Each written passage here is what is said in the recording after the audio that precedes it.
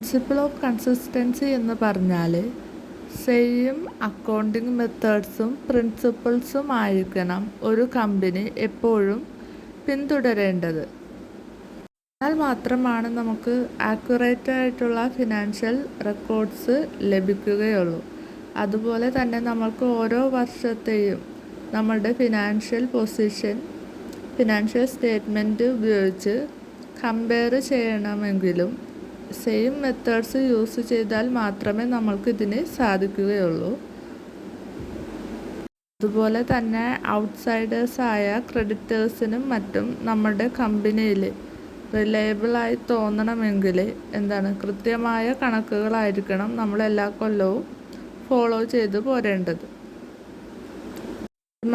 Auditing ടൈമിൽ ഓഡിറ്റേഴ്സിന് financial statements compare ചെയ്യാനും ഇത് സഹായിക്കും.